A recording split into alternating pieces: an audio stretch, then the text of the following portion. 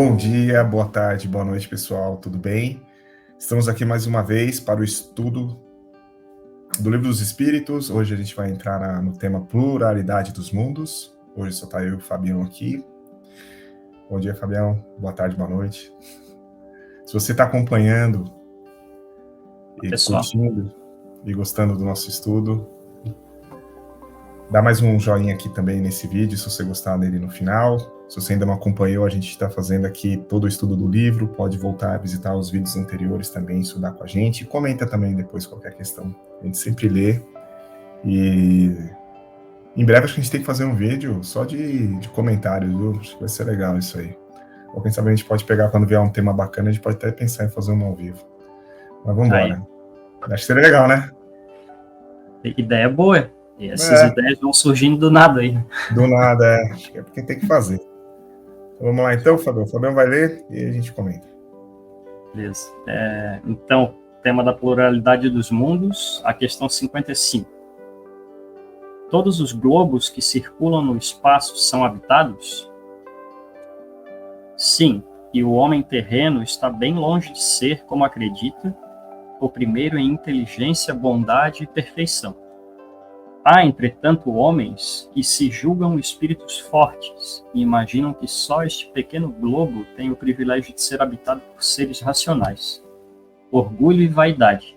Creem que Deus criou o universo somente para eles. Aí tem um comentário do Kardec. Deus povoou os mundos de seres vivos e todos concorrem para o objetivo final da providência. Acreditar que os seres vivos estejam limitados apenas ao ponto que habitam no universo seria pôr em dúvida a sabedoria de Deus, que nada fez de inútil e deve ter destinado esses mundos para um fim mais sério do que o de alegrar os nossos olhos. Nada, aliás, nem na posição, no volume ou na constituição física da Terra pode razoavelmente levar-nos à suposição de que ela detenha o privilégio de ser habitada, com exclusão de tantos milhares de mundos semelhantes. É um ponto bem latente, né? Quando a gente questiona a pluralidade dos mundos, o universo, a vida, como ela se constitui. E é interessante que... isso aqui acho que foi 1856, né? Que é o ano da obra. Se eu não me engano, posso estar errado, mas enfim, por aí. E desde lá até hoje a gente ainda tem esse pensamento, né? A sociedade como um todo ainda tem, principalmente no campo científico, acadêmico, que enquanto não houver uma prova física irrefutável de vida fora do planeta, eles ainda consideram que a Terra permeia sozinha aí no universo, né? Como o único planeta. A gente chega a ser até estranho não ter esse tipo de pensamento, mas infelizmente nós ainda estamos nessa penumbra científica, né, do nosso globo. Mas aqui ele coloca um ponto bem interessante, e várias obras citam esse mesmo tema, né, esse mesmo ponto, onde tudo é habitado, tudo tem vida, tudo tem propósito. Eu lembro que teve uma live, não lembro qual de verdade, gente, isso é coisa do Renato, só o Renato sabe responder essas perguntas, mas que o mentor falou que acho que até cometas são habitados e possuem seres, né? Tem obras que falam que o Sol é habitado por seres de elevadíssima potência espiritual, enfim, todos os planetas do Sistema Solar, e ainda há planetas que nós ainda não descobrimos. É um dos mistérios aí também latentes da ciência até hoje, que eles ainda não compreendem ainda como funciona meio que a orla exterior aí do Sistema Solar, que eles entendem que ainda pode possuir planeta ou planetas, né? Também possuem vida.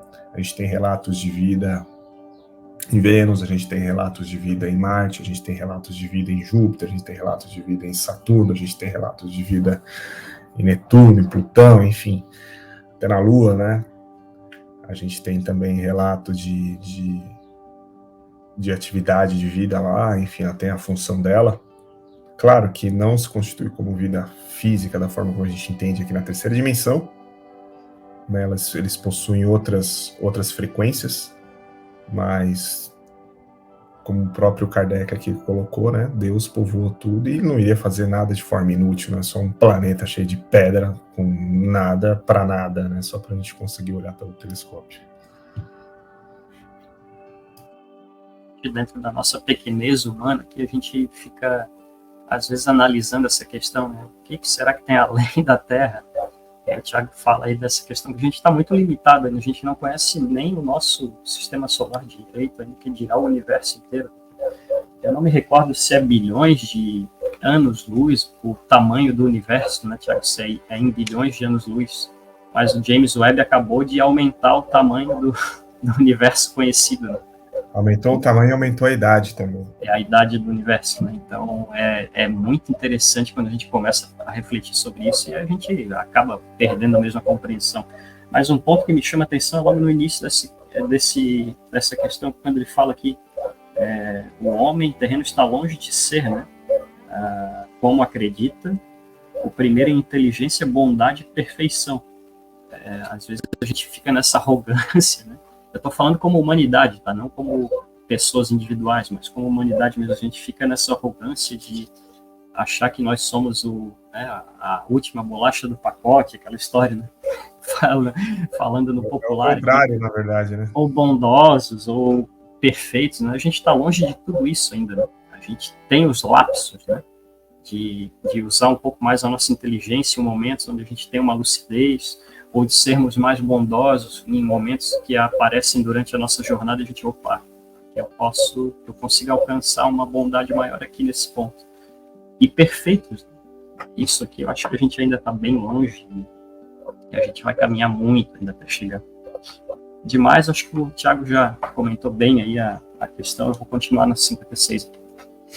Na verdade, acho que nós somos segundo algumas obras, não é nenhuma, né? São algumas obras, o planeta Terra é o planeta mais atrasado em termos de evolução do sistema solar, para a gente ter ideia, né? Então, na verdade, é exatamente o oposto disso, né? Então, e conforme a gente vai melhorando como humanidade, a gente vai ficando cada vez mais sutil, então por isso que nos outros planetas a gente não consegue encontrar as características e as configurações físicas dos habitantes, por exemplo, pegar Marte, como exemplo, a gente sempre cita que Marte está aqui do lado, enfim, até uma civilização amplamente abordada em obras aí do Ramatiz e uma construção um pouco mais sutil, por isso que a gente não enxerga, vai lá só ver rocha, só ver pedra. Mas enfim, bora para a próxima. Vamos lá. A questão 56. A constituição física dos diferentes globos é a mesma? Não. Eles absolutamente não se assemelham. Vou continuar na 57, porque daí elas são complementares, tá? Beleza. 57. A constituição física dos mundos, não sendo a mesma para todos os seres que os habitam, terão organização diferente? Sem dúvida. Como entre vós os peixes são feitos para viver na água e os pássaros no ar. Aqui, você quer falar? Pode falar. Não, é só quando ele fala disso aqui, dessa questão de diferenças de vidas, né? A gente lembra também dos relatos da mãe do Chico, por exemplo, naquele livro, se não me engano, Cartas de uma Morta, que ela vai relatar sobre a vida no planeta Júpiter também. Saturno. E aí me corrija. Saturno. E aí, assim, um tipo de vida totalmente diferente da Terra, por ser um planeta gasoso, né? E por ter também, como o Tiago estava falando, uma sutileza na sua constituição de vida, né? Comparada com a Terra, que é uma vida grosseira, que é um planeta rochoso, que tem toda essa diversidade de vidas também. Ele faz até uma comparação com os peixes. Que, pô, se tu pega um ser humano, coloca ele do lado de um peixe ali, de um tubarão, é um corpo totalmente diferente, adaptado para aquela condição, para aquele ambiente, né? Aí tu pega lá, sei lá, um leão lá na savana africana. Pô, se tu deixa uma pessoa lá muito tempo, a pessoa vai morrer desidratada. Então, são as adaptações que o ambiente pede, né, para os corpos, para que eles possam viver ali tranquilamente naquele ambiente, às vezes um pouco mais hostil, às vezes um pouco menos hostil, mas o fato é que a gente tem essas diferenças de constituição já aqui no próprio globo terrestre, imagina, nessa variedade infinita aí, né, vamos dizer infinita, porque acredito que seja, né, planetas e órbitas que estão povoando aí a nossa galáxia. Nós nem conhecemos a vida, né? E a constituição física do nosso próprio planeta. Imagina conseguir pensar em algo fora daqui, mas esse livro é interessante que ela cita, quando ela chega em Saturno, ela fala que a vida lá em nada se assemelha com a vida na Terra, né? Os habitantes de lá têm uma configuração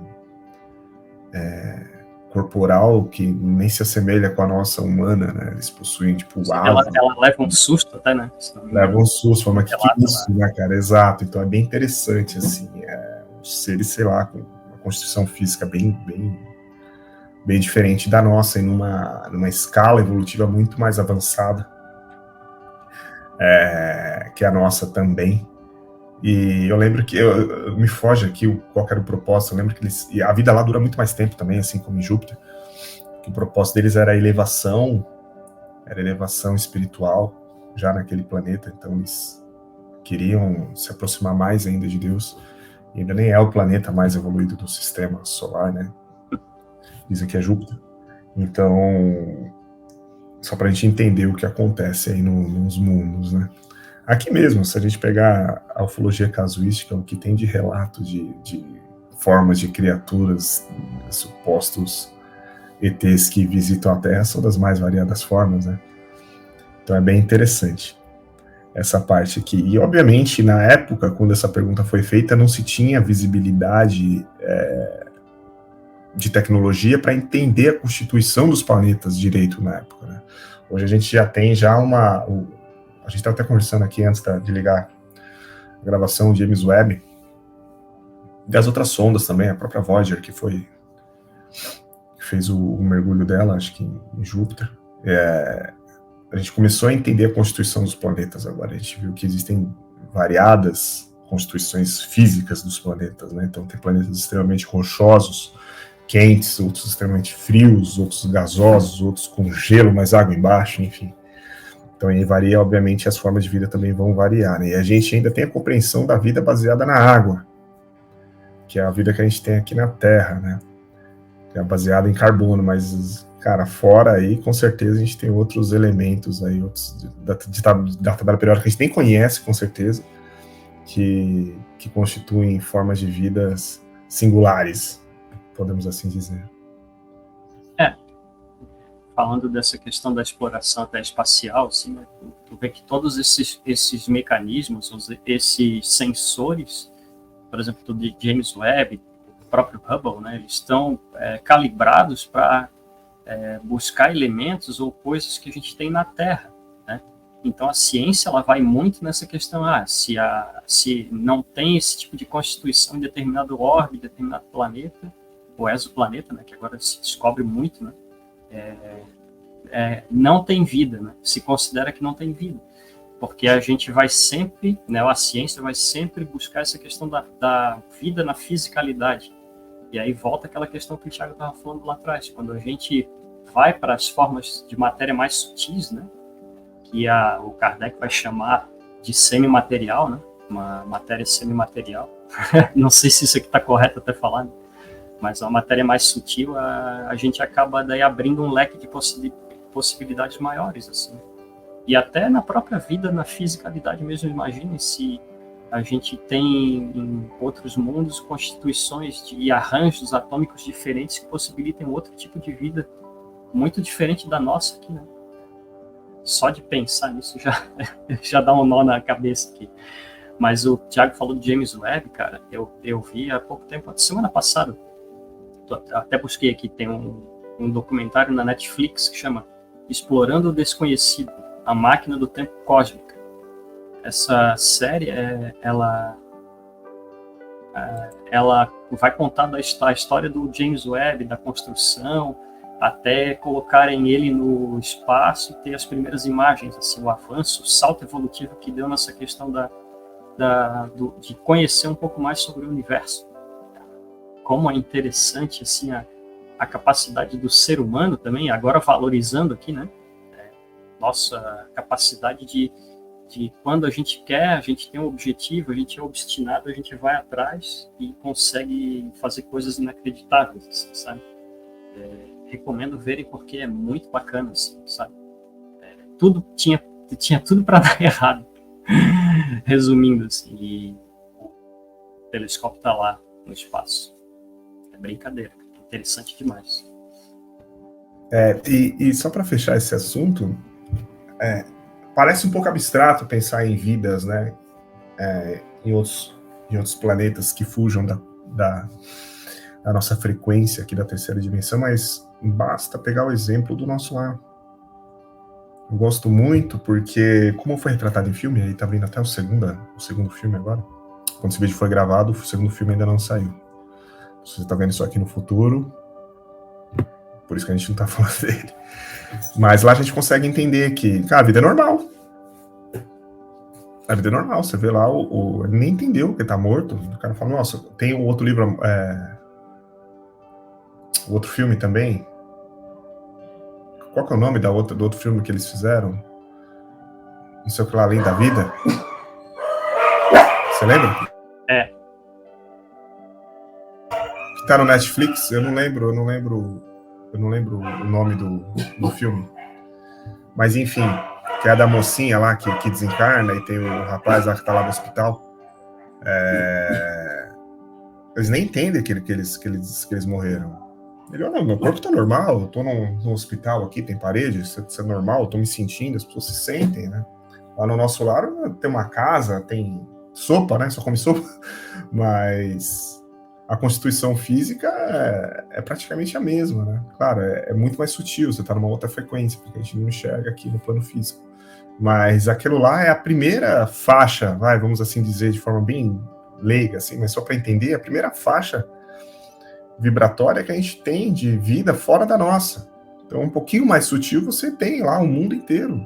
Tem uma cidade inteira, e dentro do Globo Teste tem várias cidades naquela frequência, e outras ainda mais sutis que eles também não enxergam. Lembra que tem a parte lá da mãe dele, que ela desce...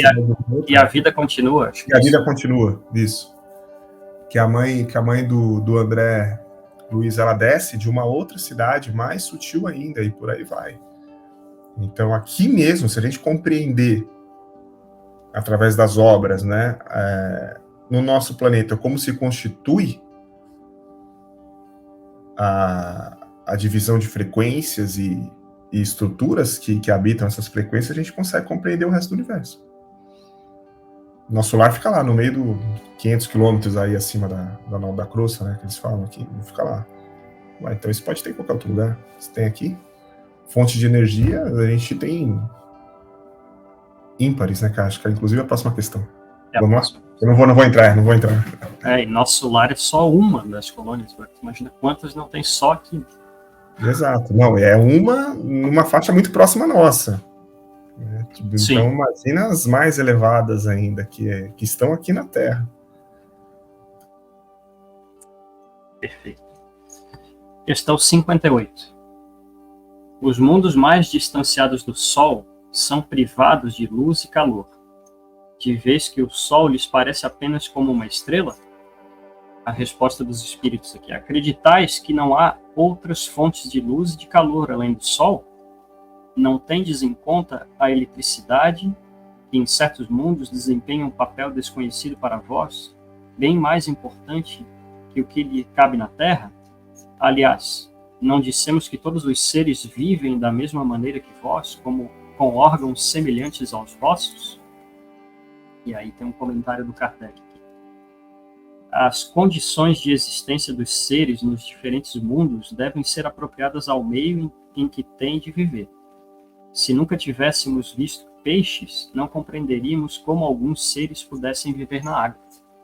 O mesmo acontece com outros mundos, que sem dúvida contêm elementos para nós desconhecidos. Não vemos na Terra as longas noites polares iluminadas pela eletricidade das auroras boreais? Que impossibilidade haveria para a eletricidade ser mais abundante que na Terra, desempenhando um papel geral cujos efeitos não podemos compreender? Esses mundos podem conter em si mesmos as fontes de luz e calor necessárias aos seus habitantes.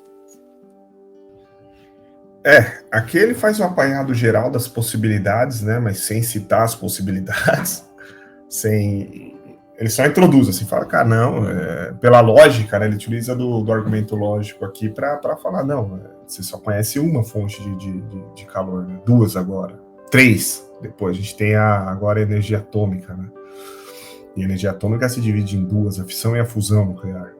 A fusão a gente ainda não dominou por completo, né, então na fissão a gente destrói o átomo, na fusão a gente junta os átomos, e aí a quantidade energética é muito maior. E isso são só 4 formas de energia. Então imagina as infinitas possibilidades que o universo pode conter e ter para poder abrigar formas de vida e consciências em processo de evolução, porque no final das contas é isso, né? Cada planeta, cada orbe, cada mundo, ele segue um único propósito, que é mesmo a evolução das consciências. Não importa em qual estágio que você está, não importa em qual estágio que o mundo está, o objetivo é sempre o mesmo: caminhar para chegar mais próximo de Deus. Então as consciências, elas vão sendo alocadas, vamos assim dizer, nos mundos de acordo com as necessidades que elas precisam de aprendizado e evolução. Hoje nós estamos aqui no planeta Terra, habitando esse mundo de provas e expiações em processo de transição planetária para o mundo em regeneração. E aqui tem todos os elementos que a gente precisa para evoluir. Se a gente conseguir, enfim, não acelerar, mas cumprir com algumas questões que a gente precisa, podemos com certeza partir para outros orbes, constituições um pouco diferentes, como também já é amplamente citado nas obras, enfim. Mas o processo, ele se dá por igual em todo o universo, que é o caminhar evolutivo. Os caminhos de evolução, não é não, Fábio? Caminhos de evolução, caminhos de manipulação da energia primordial. Já foi falado aqui mais para trás nas questões, né? Se o pessoal quiser aprofundar nisso depois também, acho que é interessante. Mas esse ponto que tu falou aí da questão da evolução, né, cara, de acordo com aquilo que a gente tem disponível nos mundos, né? É interessante isso. Por exemplo, a gente sabe que aqui na Terra existe um tipo de corpo espiritual que ele é moldado especificamente para essa condição aqui de temperatura, né? Tá a CNTP lá da química, né? Condição normal de temperatura e pressão. E aí a gente tem essa tipologia de perispírito, essa tipologia de corpo físico, que mais ou menos se assemelham uns aos outros. E aí tu vai, sei lá, para a Lua, já é uma outra constituição, né? Tem relatos que a Lua é um planeta, é um orbe prisão, né? Então, e aí vai ao infinito aí para os outros orbes também. Tu pega os planetas gasosos, por exemplo, Júpiter ali, a constituição química, e, né, ele fala nessa questão, né? Essa questão desses elementos disponíveis que a gente às vezes nem imagina que eles existem, e eles são usados para formar os corpos espirituais desses mundos também, né? E, consequentemente, moldar também os corpos físicos mais sutis, daí, né? No caso de um planeta gasoso. Então, segundo o relato, Júpiter tá já na faixa de mental, já não tá nem na faixa espiritual, tá acima já. Sim, então é interessante também a gente fazer essa análise, ou pensar sobre isso, porque a gente começa a entender um pouco que nós não somos realmente lá os seres mais evoluídos desse universo, muito longe disso. Então, o caminho dessa regeneração que a gente tem aí, está fazendo agora, ele é um caminho que tem que ser percorrido para que a Terra dê esse salto evolutivo dela também, se sutilize, né? Mas ela só se sutiliza se a gente se sutilizar. Tá aí a nossa responsabilidade também. E não é perante o mundo, não. Não tem que pensar assim, se eu me sutilizar, o mundo vou mudar o mundo. Pô, eu acho que assim, eu ainda não estou nesse nível, né? Eu não estou no nível crístico ainda que consigo formar um orbe, né? Mas eu consigo formar, sei lá, o ambiente espiritual da minha casa. Será que a gente está cuidando disso? Ontem eu já estava meio irritado, entendeu? Hoje eu já dei uma xingada de manhã aqui para dar conta também. Para vocês verem como a gente ainda erra bastante, né? Aquele desafio do Equenaz eu vou ter que começar de novo. Todo dia. Não é tão 7 dias, então é aquela história da gente sempre ir se percebendo, né? E ver assim, que eu acho que tá aí a beleza até, inclusive, né? De a gente saber que, pô, a gente erra, tá tudo bem, né? Mas o bacana é a gente fazer esse movimento depois de internalizar essas questões que a gente errou, de dissolvê-las, diluí-las e a gente ficar bem de novo. Né? Agora, durante essa gravação, eu já estou me sentindo super bem. Então, né, é um processo interno da gente se modificando. E isso daí vai fazer parte da nossa caminhada evolutiva dentro desse planeta e além, né, em outros futuramente mais sutis. Assim seja. E assim concluímos, então, nosso vídeo de hoje. Obrigado a todos vocês que ficaram até o final. Coloquem seus pontos de vista aqui embaixo, a gente sempre lê, a gente gosta de comentar, entender, até para entender o caminho que a gente está pensando e sentindo, né? A gente sempre faz uma oração antes de começar esses vídeos para tentar passar o máximo de conhecimento que a gente tem. É um esforço para a gente poder estar aqui, mas é um grande prazer também e uma grande honra. Espero que vocês tenham gostado e até a próxima. Tchau, tchau. Até a próxima, pessoal.